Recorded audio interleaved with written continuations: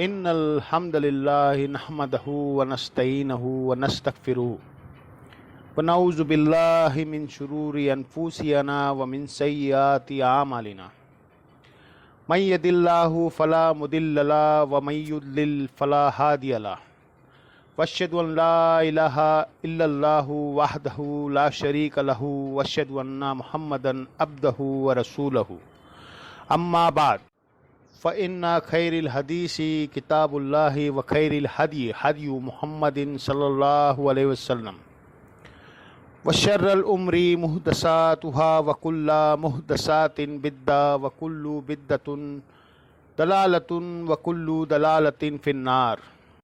اعوذ باللہ السمیع العلیم من الشیطان الرجیم من ہمزہ ونفخہ ونفثہ۔ بسم اللہ الرحمن الرحیم۔ رب اشرح لی صدری ویسر لی امری واحلل عقدۃ من لسانی یفقہوا قولی۔ بسم اللہ الرحمن الرحیم۔ ان اللہ وملائکتہ یصلون علی النبی یا ایھا الذین آمنوا صلوا علیہ وسلموا تسلیما۔ اللہم صل علی محمد وعلی آل محمد کما صلیت علی ابراہیم وعلی آل ابراہیم انک حمید مجید۔ اللہم بارک علی محمد وعلی آل محمد کما بارکت علی ابراہیم وعلی آل ابراہیم انک حمید مجید۔ اللہم ربنا آتینا فی الدنیا حسنۃ وفی الآخرۃ حسنۃ وقنا عذاب النار۔ ربنا آتینا من لدنک رحمتہ وہیئ لنا من امرہ رشدا۔ لا الہ الا انت سبحانک انی کنت من الظالمین۔ حسبنا اللہ ونعم الوکیل یا حی یا قیوم برحمتک استغیث ولا حول ولا قوۃ الا باللہ العلی العظیم آمین۔ الحمدللہ آج 28 جولائی 2024 سنڈے کے دن قرآن کلاس نمبر 108 میں ہم انشاءاللہ تعالی سورۃ الانعام کی آیت نمبر 54 سے سٹارٹ لیں گے انشاءاللہ تعالی۔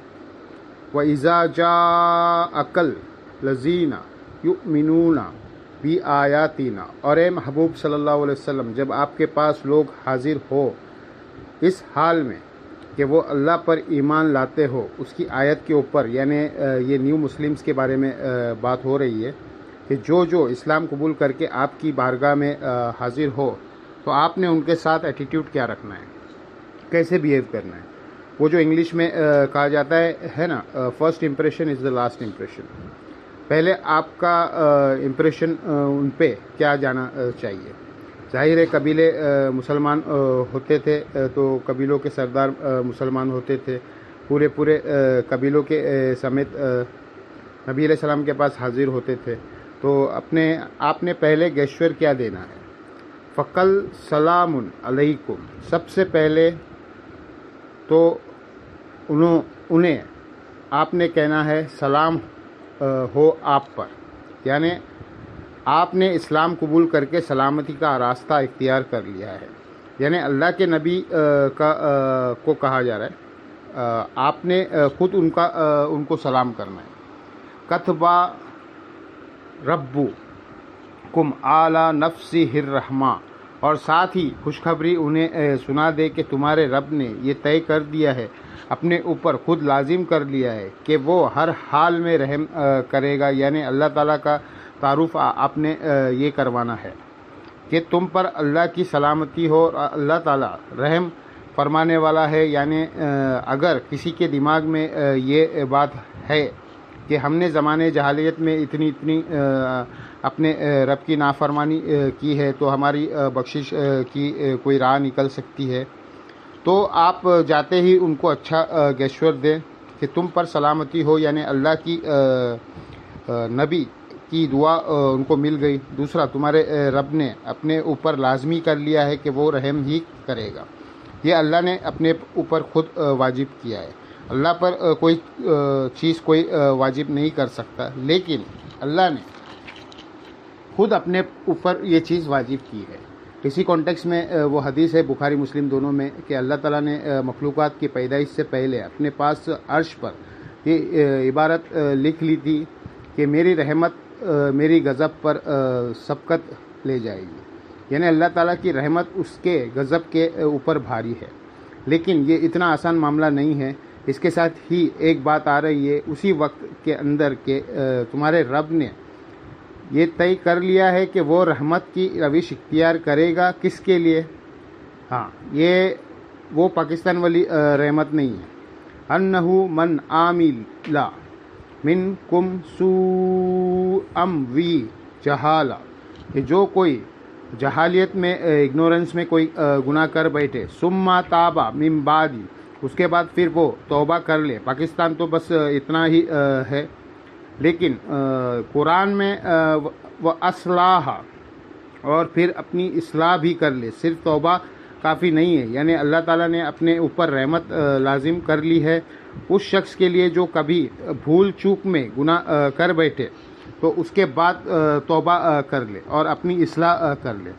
فَأَنَّهُ غَفُورٌ الرحیم، بس بے شک اللہ تعالیٰ پھر ایسے شخص کے حق میں بخشنے والا مہربان ہے۔ یہ ہے جناب قرآنک ورژن آف توبہ۔ ایک ہے پاکستانی ورژن آف توبہ کے کام چوک کے رکھو، جو کچھ بھی ہے تیری محبوب کی امت سے ہے، اللہ تعالیٰ بخش دے گا۔ اللہ کی رحمت بہت بڑی وسیع ہے۔ اتنی وسیع رحمت میں میرے چھوٹے چھوٹے معصوم یہ اللہ کی رحمت کو کیا نقصان پہنچا سکتے ہیں؟ بھائی اللہ کی رحمت کو تو نقصان نہیں پہنچائے گی، یہ آپ کو نقصان پہنچا رہے ہیں۔ اب اللہ نے اپنی رحمت کی شرط یہ لگائی ہے کہ اگنورنس میں کوئی گناہ کر بیٹھے اس کے بعد توبہ کر لے، اور توبہ کرنے کے بعد اپنی اصلاح کر لے، یعنی ایسی توبہ جو آگے کو نصیحت بھی ہو۔ توبو الی اللہ توبۃ نصوحا، ایسے توبہ کرو اللہ کی طرف، ایسے رجوع لاؤ کہ وہ آگے کو نصیحت ہو جائے مستقبل کی لائف کے لیے۔ وَكَذَلِكَ نُفَصِّلُ الْآيَاتِ، اور اسی طریقے سے ہم اپنی آیات کھول کر بیان کرتے ہیں۔ یعنی جس نے سمجھنا ہے تو یہ کوئی راکٹ سائنس نہیں ہے، موٹی موٹی باتیں ہیں کھول کے بیان، کسی ترتیب کے بغیر، کسی پروٹوکول کی، سیدھی دو ٹوک بات ہے جو اللہ تعالیٰ قرآن میں نازل فرماتا ہے۔ وَلِتَسْتَبِينَ سَبِيلُ الْمُجْرِمِينَ، تاکہ ظاہر ہو جائے گنہگاروں کا، مجرمین کا راستہ۔ اللہ تعالیٰ اپنی آیت کھول کر اس لیے بیان کرتا ہے تاکہ پتہ چل جائے کہ یہ اللہ کے باغی لوگوں کا راستہ ہے، یہ اللہ کے نیک لوگوں کا راستہ ہے۔ اب یہ ایک وقرہ جہاں شروع ہونے لگا ہے نبی علیہ السلام کے حوالے سے، یعنی حضور کو سینٹرڈ کر کے عقائد کی اصلاح کی جا رہی ہے۔ اب یہ عقیدے سنتے جائے تو پھر اینڈ پہ آپ کہنے پہ مجبور ہو جائیں گے کہ بابے دی تو شہی کوئی نہیں۔ قُلْ إِنِّي نُهِيتُ أَنْ أَعْبُدَ الَّذِينَ تَدْعُونَ مِن دُونِ اللَّهِ، اے نبی تم فرماؤ کہ مجھے تو میرے رب کی طرف سے منع کر دیا گیا ہے کہ میں عبادت کروں ان کی جن کو تم اللہ کے سوا پکار رہے ہو۔ پکارنے کا لفظ آیا ہے، لیکن یہاں ترجمہ کر دیتے ہیں عبادت کر رہے ہو، تاکہ کسی کے دماغ میں نہ آئے یار نماز تو ہم واقعی اللہ کی پڑھتے ہیں، لیکن دعا کرنا بھی عبادت ہے۔ الدعاء هو العبادہ، دعا ہی تو عبادت ہے۔ ابو داؤد، نسائی، ابن ماجہ میں حدیث ہے، موجود ہے، مجھے میرے رب نے منع کر دیا ہے کہ میں ان ہستیوں کو پکاروں، اس نے ان سے سوال کرے، ان سے دعا کروں۔ تدعونا من دون اللہ، جن کی تم عبادت بھی کر رہے ہو۔ تو کافر عبادت بھی کرتے تھے، دعا بھی کرتے تھے۔ مسلمان عبادت تو نہیں کرتے، یعنی پوسچرس والی، لیکن دعا کر رہے ہیں، اور دعا بھی عبادت کی شکل ہے۔ ایاک نعبد و ایاک نستعین۔ قل لا اتبع اہواءکم، اے نبی تم فرماؤ میں تو تمہارے خواہشات کی پیروی نہیں کروں گا۔ قد دللت اذا وما انا من التدین، اور اگر بالفرض میں ایسا کروں تو میں خود بھی گمراہ ہو جاؤں گا اور ہدایت پانے والوں میں شامل نہیں ہوں گا۔ یہ اللہ کے نبی کو سینٹرڈ کیا جا رہا ہے کہ آپ فرما دیں کہ اگر میں بھی ایسا کوئی کام کروں تو پھر تو میں بھی گمراہی ہوں گا اور میں ہدایت پانے والوں میں سے نہیں ہوں گا۔ قل انی اعلیٰ بینۃ من ربی، اے نبی تم فرماؤ میں تو روشن دلیل پہ ہوں اپنے رب کی طرف سے، وکذبتم بھی، اور تم نے جھوٹلا دیا ہے مجھے، یعنی تم سے بڑا ظالم کون ہو سکتا ہے کہ جو اللہ کے پیغمبر کو جھٹلا دے۔ ما عندی ما تستعجلون بھی، اور جو تمہیں دلیل بنائی ہوئی ہے مجھے جھٹلانے کی کہ منہ مانگے معجزات مجھ سے مانگتے ہو۔ ما عندی ما تستعجلون بھی، میرے پاس وہ چیز نہیں ہے جس کی تم جلدی مچا رہے ہو۔ وہ کہتے تھے کہ 13 سال ہو گئے تمہاری دھمکیاں سنتے ہوئے، لے آؤ عذاب کدھر ہے، کیونکہ یہ مکی دور کے آخر میں یہ صورت نازل ہوئی ہے، تو میرے پاس تو وہ اختیار ہی نہیں کہ میں عذاب لے کر آؤں، وہ تو اللہ نے اپنی ڈیسٹینی میں مقرر کیا تھا۔ عذاب جو ہے وہ قتال کی شکل میں غزوہ بدر، احد، خندق میں مسلط ہونا ہے ان پر۔ اللہ کے نبی کو تو یہ نہیں پتہ تھا کہ مستقبل میں تم ہمیں جو ہے اگلے انبیاء کے واقعات سناتے ہو کہ ان پر عذاب آ گیا تھا پیغمبروں کا انکار کرنے کے سبب، تو لے آؤ۔ اس کے جواب میں کہا جا رہا ہے کہ آپ فرما دے کہ میرے پاس تو وہ عذاب نہیں ہے، میری مرضی سے تو نہیں آنا ہے۔ ان الحکم الا للہ، حکم تو نہیں ہے مگر اسی اللہ کا۔ یار اگر اللہ کے نبی علیہ السلام کسی کے اوپر عذاب نہیں لا سکتے، اللہ کے نبی صلی اللہ علیہ وسلم اپنی مرضی سے کچھ کر کے نہیں دکھا سکتے تو بابیدی تو شیء کوئی نہیں۔ یقص الحق، وہی بتاتا ہے حق، سچی بات، پرپسفلی، وہو خیر الفاصلین، اور وہ سب سے بڑھ کر بہتر فیصلہ فرمانے والا ہے۔ قل لو ان عندی ما تستعجلون بھی، اے نبی تم فرماؤ کہ بالفرض اگر میرے اختیار میں ہوتا نا تو جو تم عذاب کی جلدی مچا رہے ہو، تم منہ مانگے معجزات مجھ سے مانگ رہے ہو، اگر یہ میرے اختیار میں ہوتا نا، لقو بی الامر بینی و بینکم، تو میرے اور تمہارے درمیان فیصلہ کب سے ہو چکا ہوتا۔ ظاہر ہے انسان جو ہے نا اس کا وہ صبر، وہ ٹیمپرامنٹ تو نہیں ہو سکتا جو خالق کا ہے۔ اللہ کے نبی علیہ السلام تو بعض اوقات حیثیت انسان آپ کے دل میں بھی خیال آتا تھا کہ کیوں نہیں اللہ تعالیٰ معجزات وہ دکھا دیتا۔ تو سورہ بنی اسرائیل میں آیا ہے کہ اے نبی قریب تھا کہ آپ بھی ان کی طرف جھک جاتے اگر ہم آپ کو تھام نہ لیتے، آپ بھی ان کی خواہش کی پیروی کر لیتے، کوئی کمپرومائز، کوئی درمیان کا راستہ، انسان ہے جی نا سر، اور یہ آپ کا کمپرومائز کرنا کسی گمراہی کے بنا پہ نہ ہوتا بلکہ ٹالرنس کی وجہ سے، دل کی نرمی کی وجہ سے، اور اگر ایسا ہو جاتا تو ہم آپ کو دنیا کی زندگی سے بھی دگنا عذاب دیتے اور آخرت کی زندگی میں بھی، اور آپ کو اللہ کے عذاب سے بچانے والا کوئی نہ ہوتا۔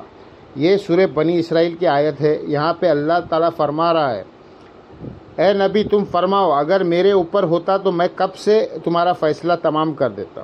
اچھا یہ یہاں پہ کیا ہو رہا ہے؟ یہاں الٹ ہمیں بتایا گیا ہے، یہاں ہمیں یہ بتایا جاتا ہے اللہ تو تلا ہوا ہے لوگوں کو عذاب دینے میں، اللہ کے نبی ہمیں بچا رہے۔ ہاں، جو بندہ میدان میں اترا ہوتا ہے اس کی تکلیف کا اندازہ وہی لگا سکتا ہے۔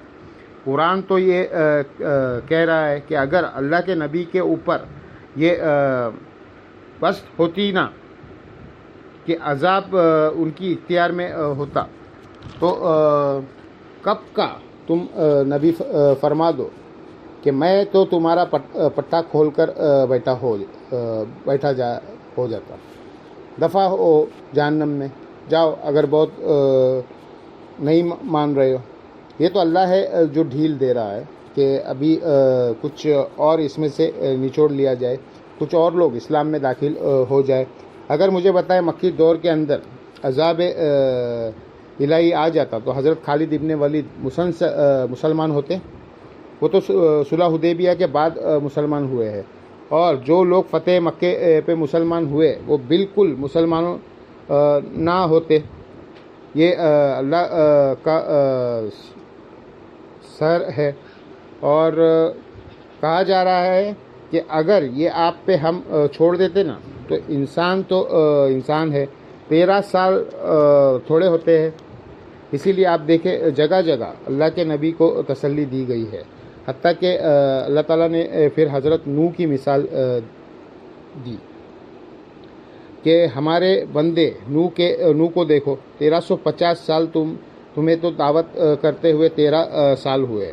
اس شخص کے بارے میں بھی غور کرو سرکار، یہ اپنا کیلکولیٹر لے کے اکیلے بیٹھیے گا کہ 950 سال ایک شخص صبح کے وقت بھی کسی کو بلائے اللہ کی طرف، شام کے وقت بھی، اور ہر دفعہ لوگوں کی سرکشی میں اضافہ ہوگا۔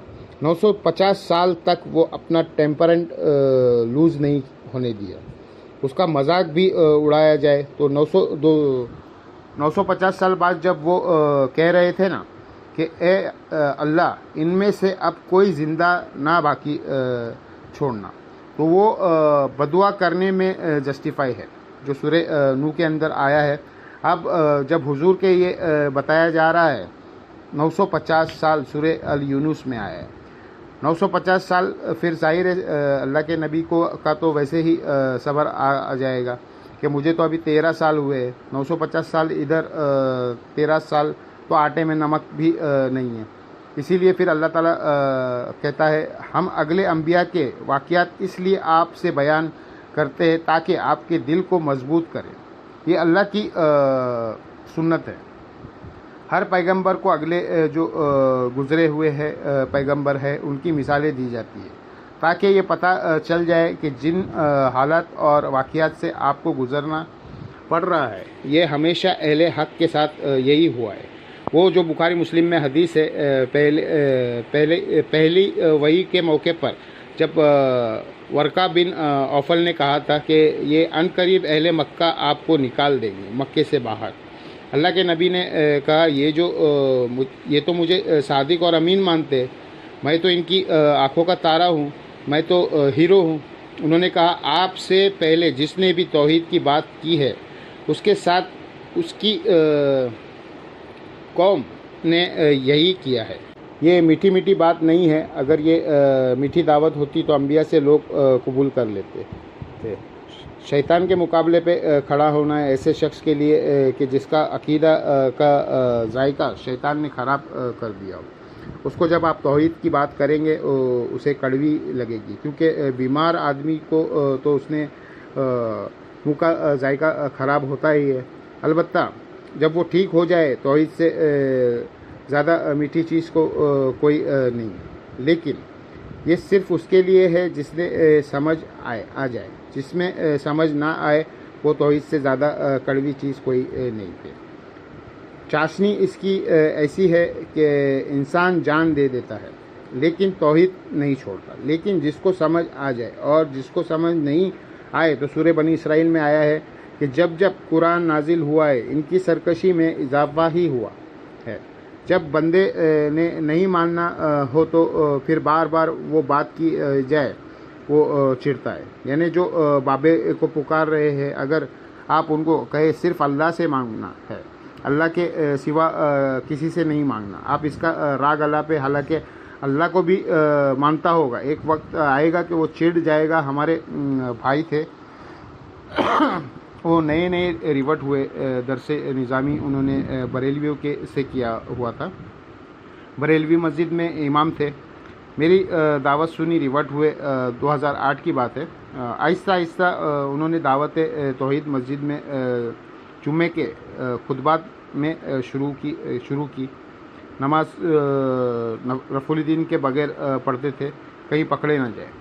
سنتیں جو ہے اپنے حجرے میں کنڈی لگا کے پڑھتے تھے رفع الدین کے ساتھ، لیکن جو سونگنے والے ہیں وہ تو فوراً بھاپ لیتے ہیں کہ مسئلہ کچھ خراب ہونے جا رہا ہے. تو مجھے کہنے لگے کہ کچھ بابے میرے پاس آ گئے. کہنے لگے کہ مولوی صاحب آپ ہمیشہ اللہ ہی کی بات کرتے ہو, کبھی بزرگوں کا بھی ذکر کر لیا کرو. یہ پنجابی کا محاورہ ہے. دیکھو یار, توحید بیان کرنا یعنی تو بزرگوں کا بھی ذکر کرے. وہ جو سورہ غافر میں سورۃ المومن اسے کہتے ہیں, اس میں بھی آیا ہے کہ جب ایک اکیلے اللہ کا ذکر کیا جاتا ہے ان کے دل بیٹھ جاتے ہیں. جب اللہ کے ساتھ اور ہستیوں کو ذکر کیا جاتا ہے پھر ان کے دل کھل جاتے ہیں. لقودی یل امر بینی و بینکم, کب سے تمہارے اور میرے درمیان فیصلہ ہو چکا ہوتا. واللہ عالم بالظالمین, اللہ خوب واقف ہے ظالموں سے, یعنی اللہ کو پتہ ہے کہ کون ڈیسی ہوئی میں ہے, کون ہٹ درمی پہ ہے. اسی لیے ابھی اللہ تعالیٰ ڈھیل دے رہا ہے. ابھی ان میں اور لوگ بھی نکلیں گے جو ایمان قبول کر لیں گے, اور پھر نکلے بھی ہے الحمدللہ. اب وہ شورا افاق آیت آ رہی ہے جو اللہ تعالیٰ کے علم اور قدرت کے اوپر سمجھ لے اپیکس جو آیت ہے ان میں سے ایک ہے. وَعِندَهُ مَفَاتِحُ الْغَیْبِ, اور غیب کی کنجیاں تو اسی کے ہاتھ میں ہے. لا یعلمها الا هو, ان کو کوئی نہیں جانتا سوائے اس کے. یہ وہ آیت ہے جو ماں عائشہ نے تلاوت کی تھی, جو بخاری مسلم میں آتا ہے, جو انہوں نے کہا تھا 3 چیزیں ایسی ہے کہ اگر ان کی کوئی بات کرے تو سمجھ لو وہ اللہ اور اس کے رسول پر جھوٹ باندھنے والا ہے. ایک یہ کہ اللہ کے نبی غیب جان لیتے تھے, اور پھر انہوں نے کہا کہ قرآن میں یہ آیت پڑھ کے دیکھ لو. وَعِندَهُ مَفَاتِحُ الْغَیْبِ لا یعلمها الا هو, اور دوسرا کہ نبی علیہ السلام نے شب معراج اللہ کو دیکھا تھا, اور تیسرا نبی علیہ السلام نے کچھ باتیں اللہ کی بیان کی ہوئی چھپا لی ہے اور نہیں پہنچائی ہے. وہی جس نے اکثر لوگ کہتے ہیں علم لدونی, خاص بندوں کو دے کر گئے ہیں. وہ میں پچھلی دفعہ ڈسکس کر چکا ہوں آیت نمبر 50 کے کانٹیکس میں. وَيَعْلَمُ مَا فِي الْبَرِّ وَالْبَحْرِ, اور وہ جانتا ہے جو کچھ بھی خشکی میں ہے اور جو کچھ سمندروں میں. ابھی مزید وہم نکلے گا. وَمَا تَسْقُطُ مِن وَرَقَةٍ إِلَّا يَعْلَمُهَا, اور دنیا کے کسی درخت سے کوئی پتا نہیں ٹوٹتا مگر اس کے علم سے. وَلَا حَبَّةٍ فِي ظُلُمَاتِ الْأَرْضِ, اور نہ ہی زمین کے اندھیروں میں کوئی دانہ پھوٹتا ہے مگر اس کے علم سے. وَلَا رَطْبٍ وَلَا یابس, اور نہ کوئی ہے نہ کوئی خوش چیز الا فی کتاب مبین, مگر یہ کہ اللہ تعالیٰ نے لوح محفوظ میں پہلے ہی اسے لکھ لیا ہے. کوئی خشکتا نہ دریاؤں میں نہ سمندروں میں نہ خشکی میں. کوئی درخت چاہے وہ سمندر کے اندر ہے چاہے وہ زمین کے اوپر ہے, اس کا اگر کوئی پتا بھی گرتا ہے, کوئی دانہ جو سمندر میں پھوٹتا ہے, کسی درخت کا دانہ جو ہے وہ زمین کے اوپر پھوٹتا ہے, اس میں سے کھیتی نکلتی ہے, یا کسی دریا کے اندر, سب اللہ کے علم میں ہے. اور ایسا کامل علم ہے کہ اللہ نے لوح محفوظ میں پہلے ہی لکھ لیا ہے کہ یہ ہوگا. اللہ اکبر کبیرہ والحمد للہ کثیرہ وسبحان اللہ بکرۃ واسیلا وہو الذی یتوفاکم باللیل, اور وہی ہے جو قبضے میں لے لیتا ہے تمہاری جان کو رات کے وقت. وَيَعْلَمُ مَا جَرَحْتُم بِالنَّهَارِ, اور وہ جانتا ہے جو کچھ تم دن میں کماتے تو ہو, دن میں جو تم اٹھاتے ہو, یہ تو جو روزی کماتے ہو کوئی بھی چیز, یہ اس کے علم کے اندر ہے. اور رات کے وقت جو جان قبض ہوتی ہے وہ بھی سورہ زمر میں آیا ہے. اللہ تعالیٰ نیند کی حالت میں بھی روح کو قبض کر لیتا ہے اور موت کی حالت میں بھی اور نیند کی حالت میں جو روح قبض کرتا ہے جس کو زندگی دینی ہوتی ہے پھر وہ روح واپس لوٹا دیتا ہے اور جس کی موت مقدر ہوتی ہے پھر وہ اپنے پاس رکھ لیتا ہے. اسی لیے نیند کو موت کی بہن کہا گیا ہے. بخاری مسلم میں رات میں سوتے وقت کی جو دعا ہے اللہم باسمکا واموت واحیا، اے اللہ میں تیرا نام سے جیتا ہوں اور مرتا ہوں، یعنی زندہ ہوتا ہوں اور جاگتا ہوں. وہ آئی دعا بخاری کے اندر کہ آپ نے صبح اٹھ کے کیا دعا مانگی ہے. الحمد للہ الذی احیانا بعد ما اماتنا والیہ النشور. تمام تعریفیں اللہ کے لیے ہے جس نے مجھے زندہ کیا مرنے کے بعد اور پلٹ کر اسی کی طرف جانا ہے.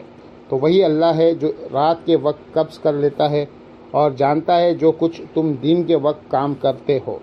ثم یبعثکم فی، اور پھر وہی ہے جو تمہیں نیند سے بیدار کر دیتا ہے.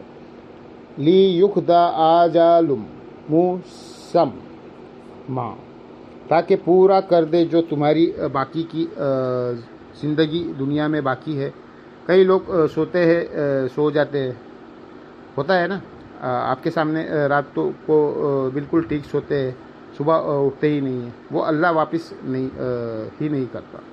لیکن اس روح اور جسم کا رشتہ اس اعتبار سے سانس چلنے کے وجہ سے برقرار رہتا ہے، اور جب سانس کی ڈوری اللہ تعالیٰ توڑ دیتا ہے پھر روح اوپر ہی رہ جاتی ہے، بندہ فارغ. ثم الیہ مرجعکم، پھر تمہیں لوٹ کر اسی کی طرف جانا ہے. ثم ما ینبئکم بما کنتم تعملون، پھر وہ تمہیں بتا دے گا جو کچھ تم دنیا میں اعمال کیا کرتے تھے. اللہم حاسبنا حسابا یسیرا، اللہم آئینا اعلی ذکرک و شکرک و حسن عبادتک، آمین. وہو القاہر فوق عبادی، اور وہی غالب ہے، چھایا ہوا ہے اپنے بندوں کے اوپر. ویرسل علیکم حفظا، اور بھیجتا ہے تم پر نگہبان، یعنی فرشتے انسان کی حفاظت کرتے ہیں. یہ چھوٹے بچوں کا بڑا ہو جانا یہ بہت بڑا معجزہ ہے. جس طرح وہ جانوروں کی طرح بھاگتے ہیں تو موت سے وہ ایک لمحے کی دوری پہ ہوتے ہیں. کن پٹی میں کوئی چیز لگ گئی سکتی ہے، اکثر آپ دیکھتے ہیں بس اتنی سی آنکھ بچ گئی ہے، وہ ہر دفعہ ہی بچتی ہے، وہ بچا رہا ہوتا ہے اللہ تعالیٰ. اللہ کی طرف سے حفاظت کے لیے فرشتے مقرر ہے. یہ تو وہ چیزیں ہیں جو آپ کو نظر آ رہی ہے، جو ہمارا اپنا ہیومنٹی سسٹم ہے جو جراثیم کے اگینسٹ حفاظت کرتا ہے، اینٹی باڈیز پیدا کرتا ہوتے ہیں. کتنے جراثیم ہمارے جسم خود ہی ان کو ختم کر دیتا ہے بغیر دوا لیے. آپ دوا نہ بھی لیں تب بھی انسان ایک نہ ایک دن ٹھیک ہو ہی جاتا ہے. یہ ذہن میں رکھیے گا. دوائی کے وجہ سے تھوڑا ہیلپ ہو جاتی ہے تھوڑا جلدی، ادروائز یہ جانور کون سی دوائیاں لیتے ہیں. لیکن آپ پہلی چیز دیکھیں، جانور جیسے ہی بیمار ہوتا ہے کھانا پینا چھوڑ دیتا ہے. یہ اللہ نے اس کی انسٹنکٹ میں ڈال دیا ہے.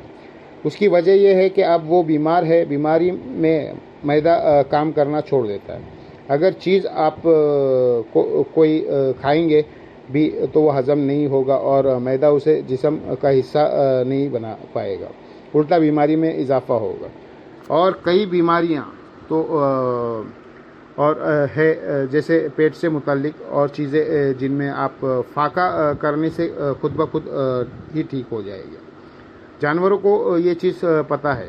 ہمارے یہاں تو کئی لوگ ہیں جو شوقیہ کھاتے ہیں. وہ کہتے ہیں بیماری ہو جائے گی نا، کوئی بات نہیں، الٹی وہ کرنی پڑے گی، کر لیں گے. اوور ایٹنگ کرتے ہیں، ایسے لوگ بھی ہوتے ہیں. تو اللہ تعالیٰ نے حفاظت کے لیے فرشتے مقرر کیے ہوئے ہیں. ایک تو وظیفے والا بھی ہے صحیح بخاری میں حدیث ہے، جو رات کو سوتے وقت آیت الکرسی پڑھ لے، صبح تک ایک فرشتہ اس کے حفاظت پہ مامور ہو جاتا ہے۔ وہ تو الگ سے ہے، ویسے بھی انسان کی حفاظت کی بنی چیزیں مقرر ہے۔ حتی اذا جاء احدکم الموت، یہاں تک کہ تم نے سے کسی کا موت کا وقت قریب آ جاتا ہے، توفت ہو رسولنا، تو ہمارے رسول یعنی فرشتے بھیجے ہوئے وہ موت دیتے ہیں۔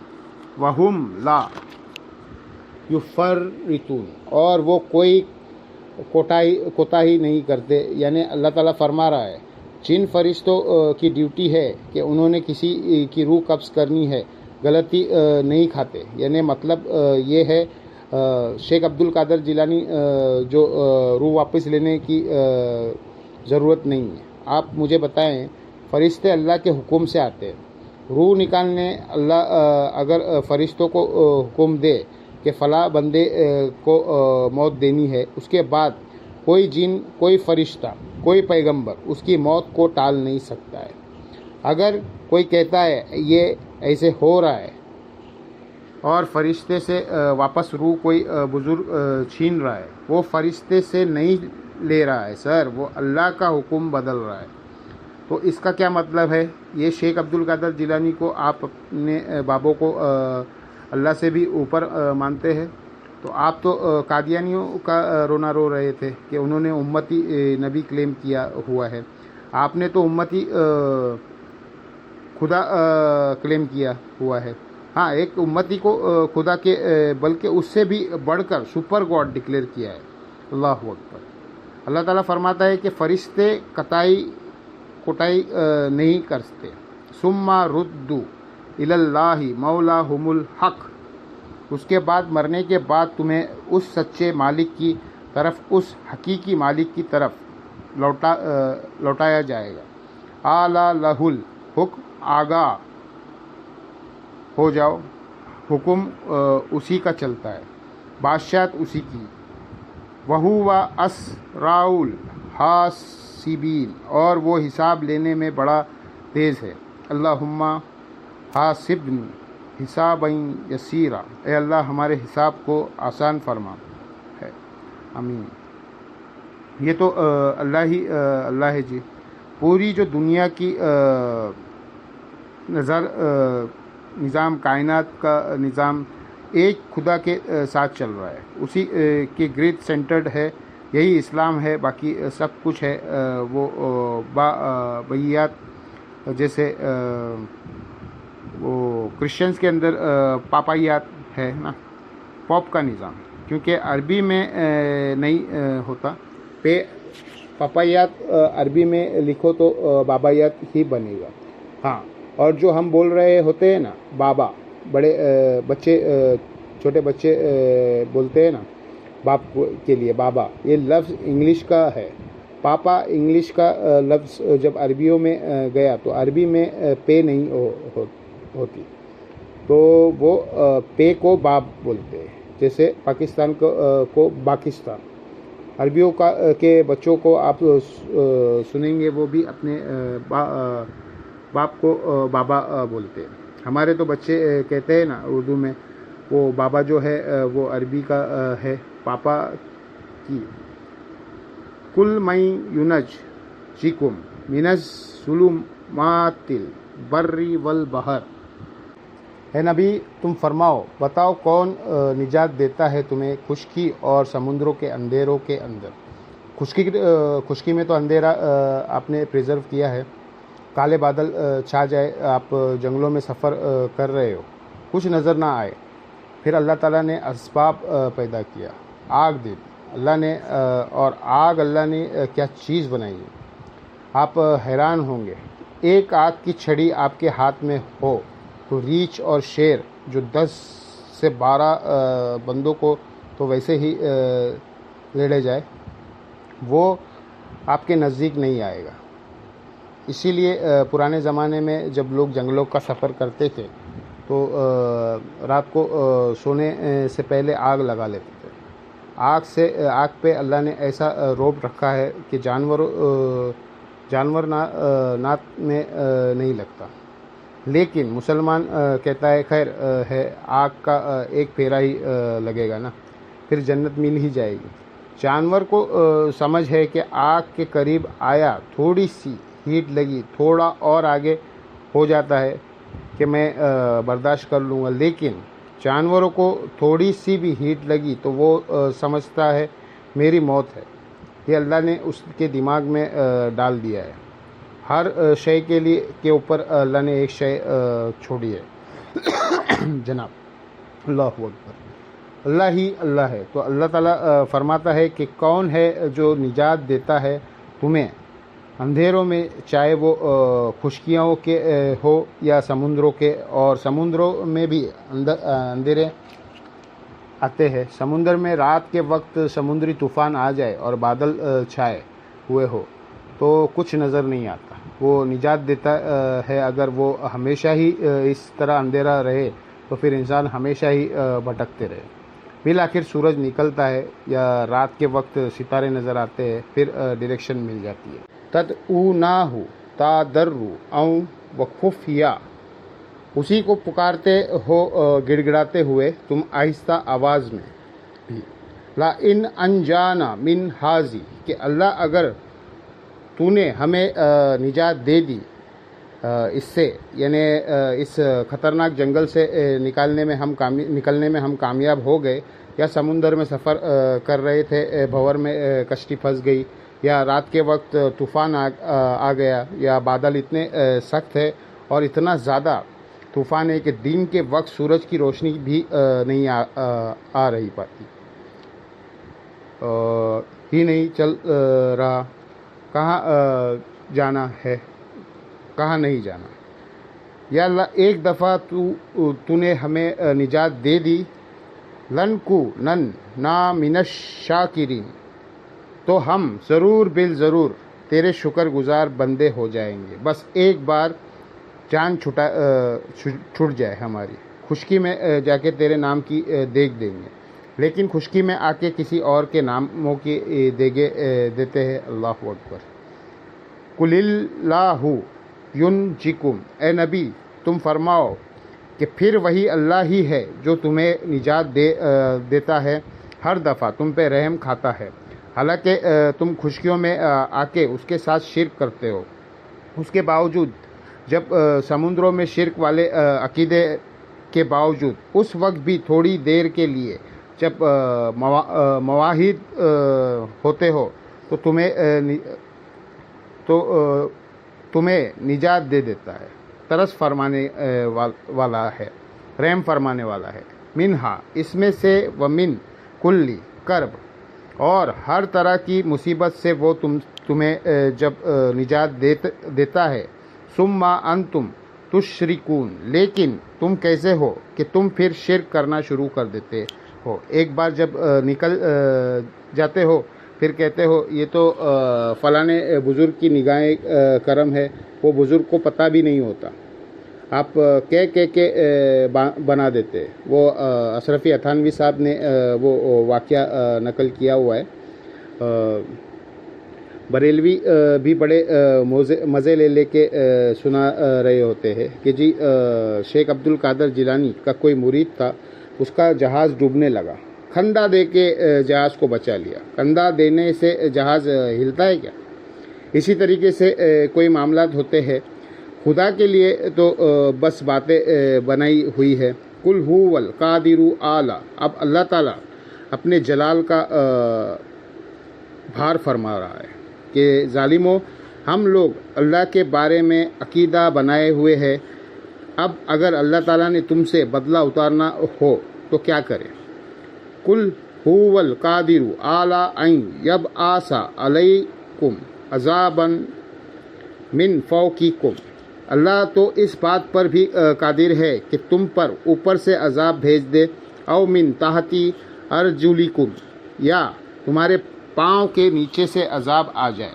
خشکی میں جا کے تم سمجھ رہے ہو بچ گئے ہو، کوئی ذریعہ نہیں ہے، تمہیں ہلاک کرنے کا سیلاب نہیں آ سکتا، زلزلہ نہیں آ سکتا، ताउन का मर्ज कोरोना नहीं आ सकता। अल्लाह के लिए कोई मसला है किसी को मारना? नहीं। कोई भी वबा, कोई भी अजाब की शक्ल में अल्लाह अकबर, या पाँव के नीचे से ज़मीन ही खिसक जाए। आप देखें जापान में वो जब ज़लज़ले आते हैं, ज़मीन फटती है, पूरी पूरी ट्रेनें अंदर चली जाती है, इतनी बड़ी बड़ी दरार पड़ जाती है। अल्लाह के लिए कोई मसला है? अवियल बिसाकुम शी आ,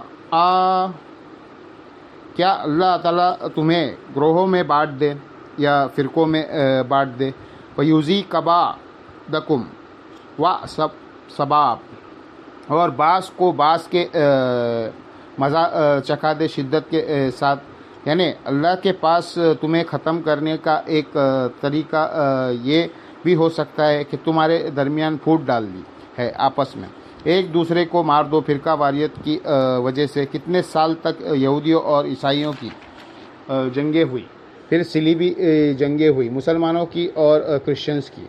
बास को बास से टकराया जाना था। अच्छा, अल्लाह ताला ज़ोर तोड़ देता है, किसी को मुत्तकीलन ताकत नहीं रहने देता। एक लम्हा आ गया था कि बनु अब्बास पूरी दुनिया पे कब्ज़ा करने लगे थे। नबी अलैहिस्सलाम के एग्जैक्ट 100 साल बाद 732 ईस्वी के अंदर, जब यूरोप के सारे बादशाह, वो जो डॉक्टर इकबाल ने कहा है, थमता ना था किसी से सेले रवा हमारा, यानी जब फतूहात का सिलसिला शुरू हुआ है तो कोई हमारे आगे खड़ा नहीं होता था। यानी इतनी बड़ी सुपर पावर जिसने रोमन और पर्शियंस को गिरा दी है, तो वो अभी मुसलमानों की फ़ौजें एंटर ही नहीं होती थी, तो अगले बादशाह पहले ही ख़त लिख देते थे, आ जाइए सर, हम इस्लाम भी कबूल करते हैं, आप हमारे बादशाह हैं। लेकिन बस वो फ्रांस के साथ एक जंग थी जो मुसलमान हार गए उस ज़माने में। फ्रेंच आपको पता है बड़े जुनूनी किस्म के इनकलाबी लोग है, इसीलिए फ्रांस में इनकलाब भी आ गया था। आज भी देखें वो येलो जैकेट वाली तहरीक कितने सालों से चली हुई है। फ्रांस के अंदर उनकी नेचर के अंदर इनकलाबीपन है। बहरहाल वो उन्होंने उस जंग में मुसलमानों को हरा दिया। फिर मुसलमानों का ज़ोर टूटना शुरू हुआ। अल्लाह ताला किसी को एब्सोल्यूट नहीं होने देता। आज तक किसी को नहीं होने दिया। गारों की सल्तनत में भी जो सूरज है वो गुरूब नहीं होता था, लेकिन सारा कुछ उनके कब्ज़े में भी नहीं दिया। तातारी भी मलिया मेट करते जा रहे थे हर चीज़ को, लेकिन वो भी जाके एक जंग मुसलमानों से हार गए। वहाँ से उनका डाउनफॉल शुरू हो गया, वरना उन्होंने सल्तनत बाजिया भी उलट के रख दी थी। वो सुल्तान रुकनुद्दीन बैबरस थे, उन्होंने एक जंग क्या हारी है, फिर सारे उनका रिवर्स शुरू हो गया। कहीं ना कहीं जाके अल्लाह ताला पकड़ लेता है। सल्तनत उस्मानिया भी 600 साल तक हुकूमत की है, देख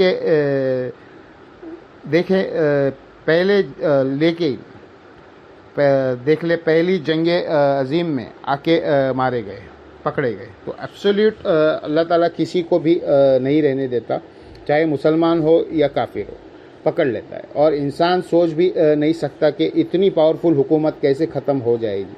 एक कोई वाक़या होता है तो ऐसे दीवार धड़ धड़ करके गिरना शुरू होती है, पता ही नहीं चलता। अल्लाह की हुकूमत है, जिससे चाहे दे दे, जिससे चाहे छीन ले। अंजुर कैफा नुसर रिफुल आयातिला अल्लहुम यफ़क़हून, देखो तो हम किस तरह अपनी आयत बयान करते हैं ताकि लोग तौहीद की इस दावत को समझ सके, अल्लाह की इस दावत को समझ सके। फ़कज़्ज़बा बिही कौमुक, और ए नबी तुम्हारी कौम ने इस कुरान को झुटला दिया जो ये वही बिही चला हुआ है। सूरतुल अनाम की आयत नंबर 19 से, व ऊहिया इलैहा हाज़ल कुरान लिउन्ज़िराकुम बिद वमम बलग, اے نبی قرآن اس لیے وحی کیا گیا ہے میری طرف اس کے ذریعے میں تمہیں بھی تبلیغ کروں اور جس تک یہ بات پہنچ جائے یہ بیہی کی زمین وہی چل رہی ہے اور جھٹلایا ہے نبی تمہاری قوم نے اس قرآن کو وہو الحق جبکہ یہ تو حق ہے پرپسفل بک ہے قل لست علیکم بی وکیل اے نبی تم فرما دو میں تمہارا کوئی ذمہ دار نہیں ہوں میرا کام تھا بات پہنچانا تم نے مان لیا ٹھیک نہیں مانو گے اللہ کے عذاب سے میں تمہیں نہیں بچا سکتا لِكُلِّ نَبَإٍ مُسْتَقَرٌ ہر خبر کے پورا ہونے کا ایک وقت ہے وَسَوْفَ تَعْلَمُونَ بات وہی ہے جو میں نے آپ کو شروع میں سورۃ الانعام میں بتایا تھا کہ اس کا تانا بانا یہ ہے کہ اس نبی کو معجزات کیوں نہیں دیے گئے 13 سال سے یہ دعوت دے رہا ہے ہمیں دھمکیاں دے رہا ہے کہ عذاب آئے گا عذاب کدھر ہے تو عنقریب تمہیں وہ خبر مل ہی جائے گی جو تم ڈیمانڈ کر رہے ہو کہ معجزات آ جائے اگر معجزہ نہیں آیا تو کم از کم عذاب آ جائے جو تم ہمیں ڈر سنا رہے ہو تو عنقریب تمہیں اس کی خبر مل جائے گی لیکن یہاں پہ ایک قانون بتایا جا رہا ہے بڑی امپورٹنٹ آیت ہے وَإِذَا رَأَيْتَ الَّذِينَ یخدون فی آیاتنا اور جب کبھی تم دیکھو کہ لوگ ہماری آیت میں کوئی بےہودگی کرنے کی کوشش کر رہے ہیں اس کا مذاق اڑانے کی کوشش کر رہے ہیں فَأَعْرِضْ عَنْهُمْ تو ان سے منہ پھیر دو حتیٰ یخوضوا فی حدیث غیری یہاں تک کہ وہ کسی اور بات میں مشغول ہو جائے یعنی اگر کہیں آپ کا زور نہیں چل رہا کوئی قرآن کا سنت کا مذاق اڑا رہے ہیں اور آپ بہت کمزور ہے کافروں کے غلبہ ہے تو ایٹ لیسٹ اتنی دیر آپ ان میں نہ بیٹھیں وہاں سے اٹھ جائے جب تک وہ اپنا ٹاپک بدل نہ دے پروٹیسٹ کے طور پہ اگر آپ کو ان کو روک بھی نہیں سکتے تو کم از کم گونگے شیطان نہ بنے بے غیرت نہ ہو جائے کہ وہاں یہ سب کچھ سنتے بھی رہے اور آپ اسے پروٹیسٹ نہ کر سکے وَإِمَّا يُنْسِيَنَّكَ الشَّيْطَانُ اور جب کبھی شیطان تمہیں بھلا دے اللہ کے ذکر سے غافل کر دے فَلَا تَقْعُدْ بَعْدَ الذِّكْرِ مَعَ الْقَوْمِ الظَّالِمِينَ تو یاد آنے کے بعد پھر ایسے ظالم قوم کے پاس مت بیٹھو یعنی کہ اسلام کا مذاق اڑایا جا رہا تھا تو آپ نے اس طرف توجہ بھی نہیں کی اور مجلس میں بیٹھے تھے اور بعد میں خیال آیا کہ یہ تو اسلام کا مذاق اڑا رہے ہیں تو فوراً اس وقت پھر آپ اللہ کی طرف پلٹے یعنی وہ شیطان نے آپ کو مشغول رکھا پھر اس کے بعد آپ وہاں نہ بیٹھے ورنہ آپ ظالموں میں شمار ہوں گے وَمَا عَلَى الَّذِينَ يَتَّقُونَ مِنْ حِسَابِهِمْ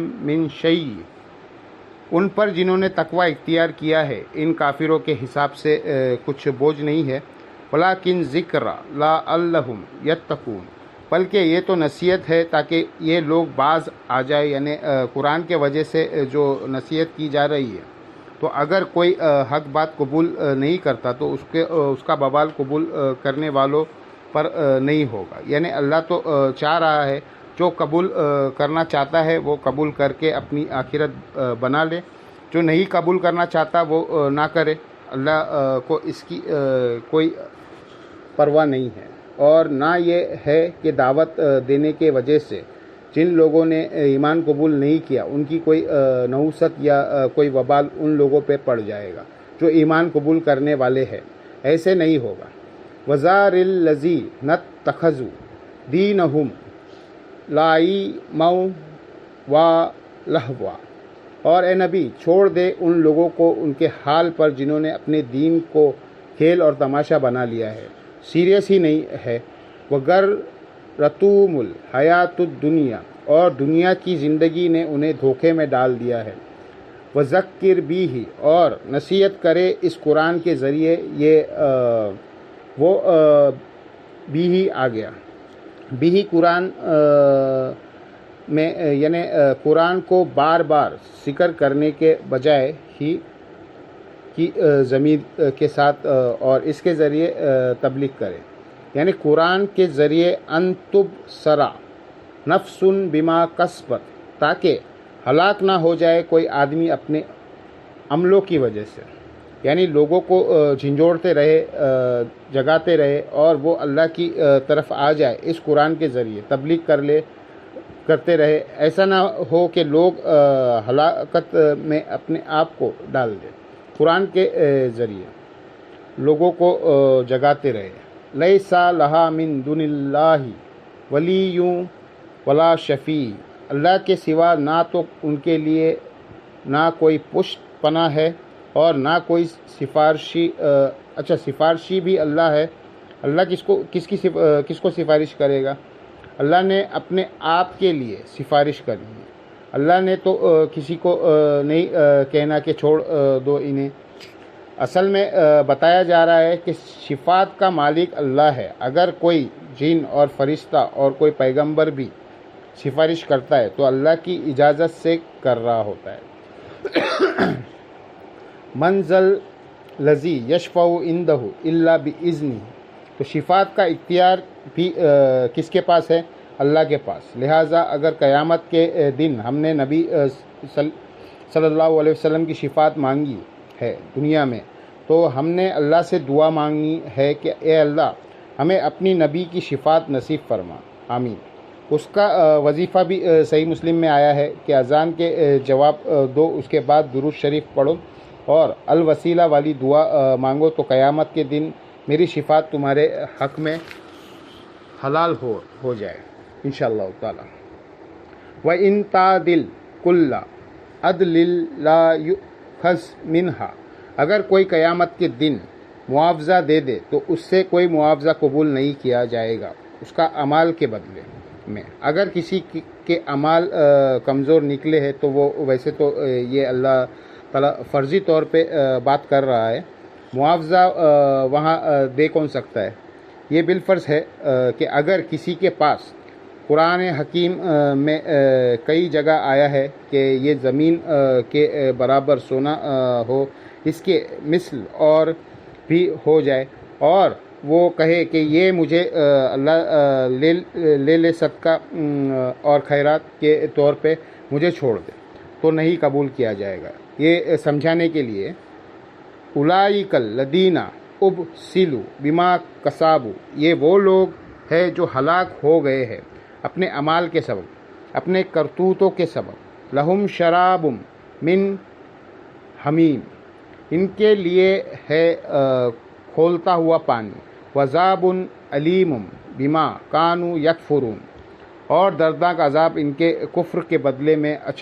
جیسے ہی کفر آتا ہے تو مسلمان کہتے ہیں شکر ہے، یہ کافروں کے بارے میں ہے، میرے نہیں ہے. کیونکہ مسلمان سے سمجھتا ہے کہ کافر سے مراد غیر مسلم ہے. قرآن کی ٹرم میں کافر سے مراد ہے ناشکرا. ناشکرا مسلمان بھی ہو سکتا ہے، کافر بھی. انا ہدینا السبیل، ہم نے ہدایت کا راستہ واضح کر دیا.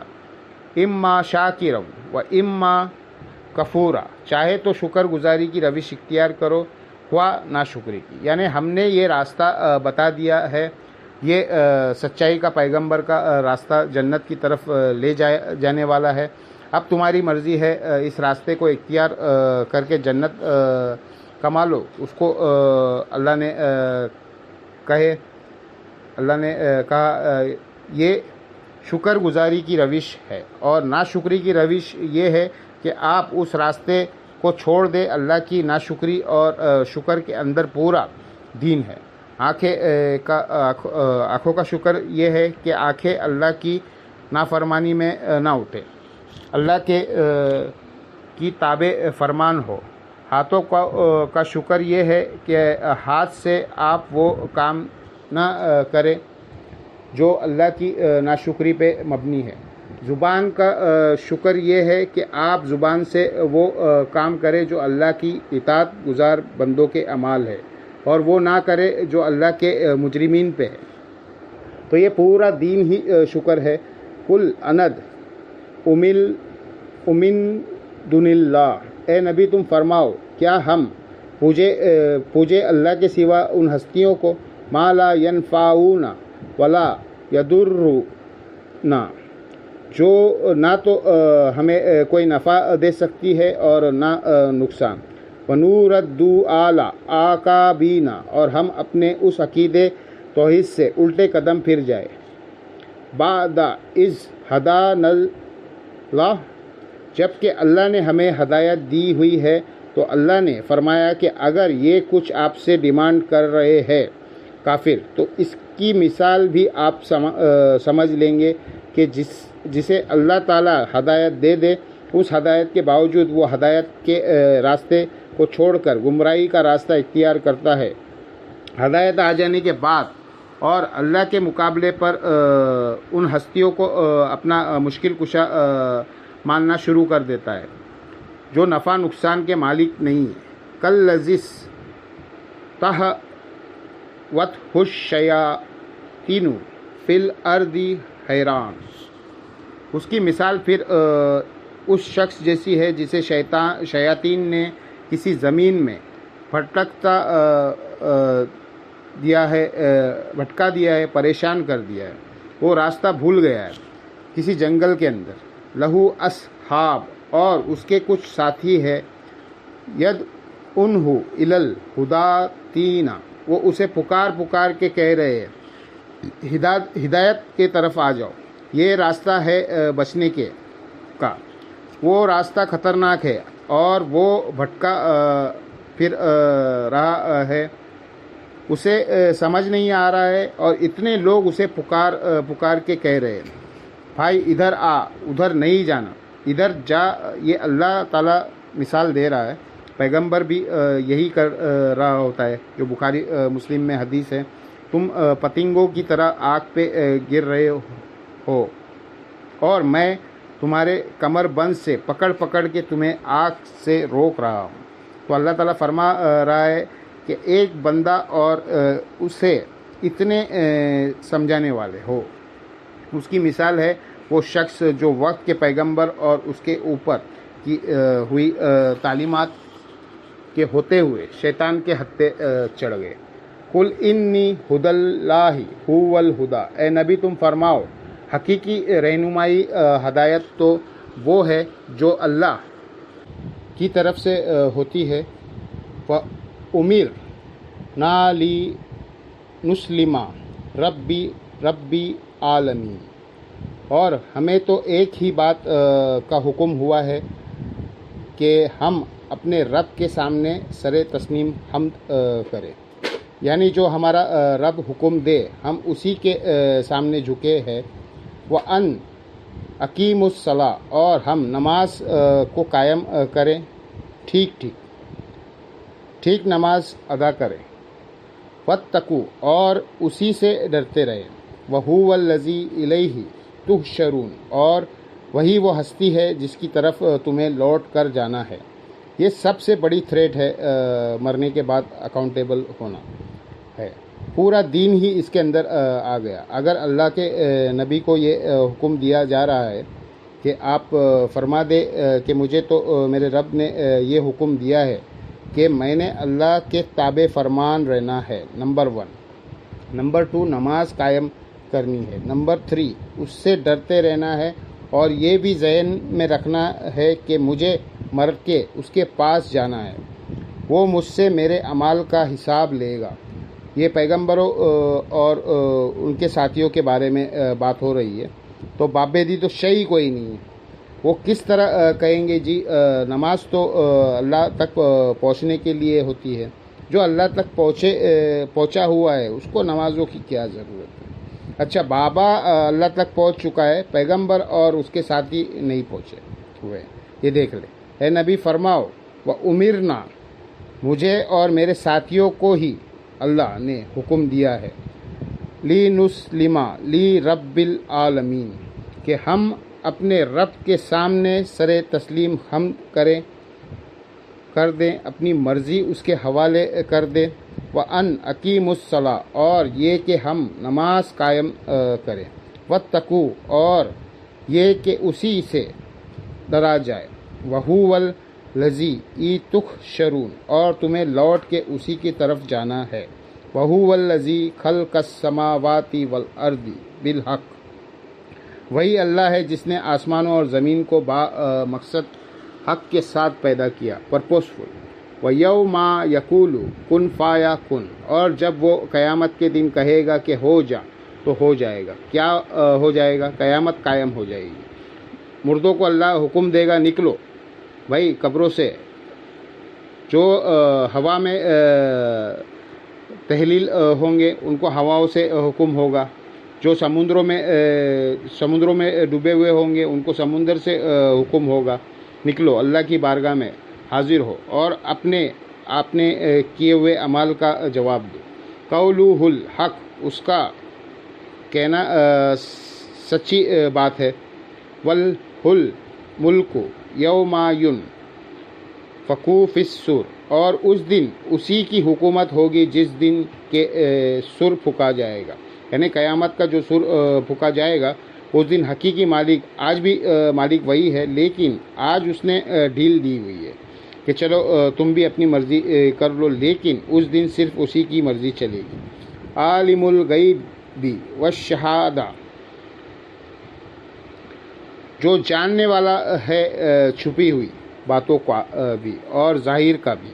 وَهُوَ الْحَكِيمُ الْخَبِيرُ، اور وہ حکمت والا ہے اور سب کچھ جاننے والا ہے۔ حکمت یہ ہے کہ ڈھیل دیتا ہے، پتہ اسے سب کچھ ہے، کوئی کیا کر رہا ہے چاہے تو فوراً پکڑ لے، لیکن صرف نظر کرتا ہے، اور یہ اس کی کمزوری نہ سمجھے بلکہ یہ اس کی حکمت ہے، اور اس کا کمپلیٹیشن اس اعتبار سے کی کہ وہ خبر بھی رکھے ہوئے ہے۔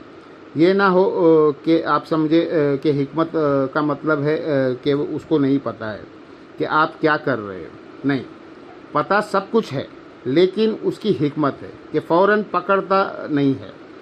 سارے سورہ فاطر میں آیا ہے کہ اگر ہم ان کے اعمال پر پکڑنا شروع کر دیں تو زمین میں کوئی چلنے پھرنے والی سلامت نہ چھوڑے، لیکن ہم کچھ عرصے کے لیے ڈیل دیتے ہیں، چانس دیتے ہیں۔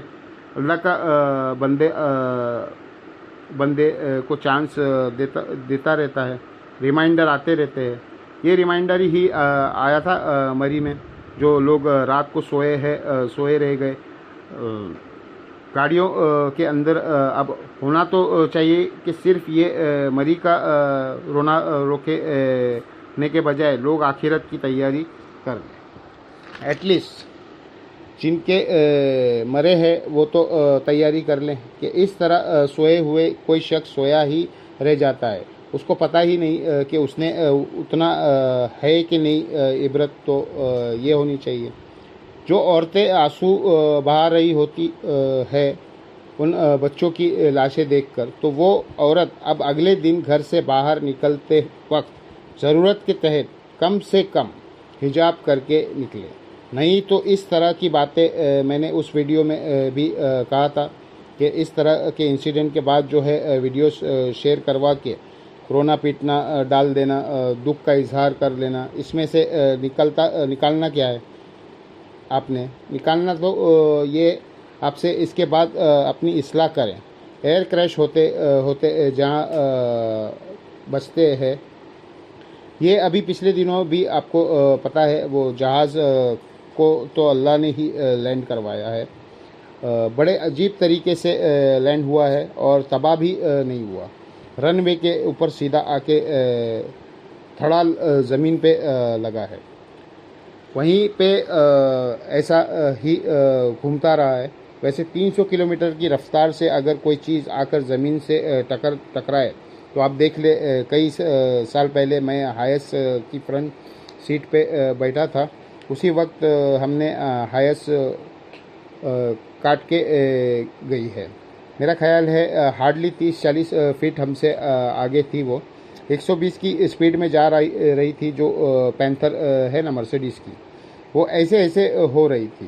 ایک ٹائر اس کا پھٹ گیا. پھر گاڑی کنٹرول تو نہیں ہوتی، جس طرح فلموں میں ہالی ووڈ کی میں ہوتا ہے، وہ ایگزیکٹلی میں نے دیکھا ہے.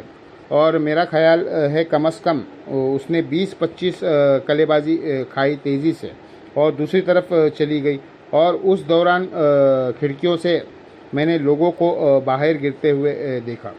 گھوم رہی تھی تو جو کھڑکی کے پاس تھا وہ باہر گرتے جا رہا تھا. آن دا اسپاٹ 8 سے 9 بندوں کی موت ہو گئی. یہ تو میں نے اپنی آنکھوں سے دیکھا.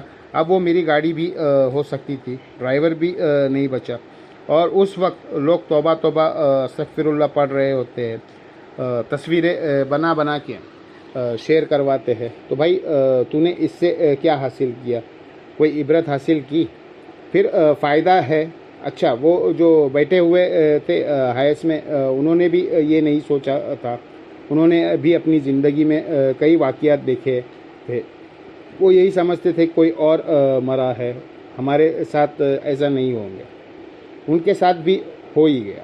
یہ انسان کے اختیار میں نہیں ہے. اگر اللہ تعالیٰ موت کا وقت بتا دیتا تو انسان بڑے مزے کی زندگی گزارتا. پلان کر لیتا 20 سال عیاشی کے، 20 سال ایسے، اگلے 20 سال اللہ بڑے آرام سے پلان کر کے. لیکن اللہ کو بھی پتہ تھا. اللہ نے کہا نہیں، اس طرح نہیں، یہ میں سیکریٹ رکھوں گا. پھر دیکھوں گا کون گیون سرکمسٹانسز کے اندر، دیے ہوئے وقت کے اندر مجھے رسپانس کرتا ہے. اللہ تعالیٰ سے دعا ہے جو حق بات میں نے کی، اللہ تعالیٰ ہمارے دلوں میں راسخ فرمائے. اور جذبات میں میرے منہ سے کوئی غلط بات نکل گئی تو اللہ تعالیٰ ہمارے دلوں سے باہر کر دے، ہمیں معاف بھی کر دے. اللہم صلی علی محمد وعلی آل محمد کما صلیت علی ابراہیم وعلی آل ابراہیم انک حمید مجید. اللہم بارک علی محمد وعلی آل محمد کما بارکت علی ابراہیم وعلی آل ابراہیم انک حمید مجید. اللہ تعالیٰ سے دعا ہے جو حق بات میں نے کہی، ہمیں اس بات پہ خود عمل کر کے دوسرے بھائیوں تک پہنچانے کی توفیق عطا فرمائے. سبحانک اللہم و بحمدک اشہد ان لا الہ الا انت استغفرک و اتوب الیک وما علینا الا البلاغ المبین. جزاکم اللہ خیر.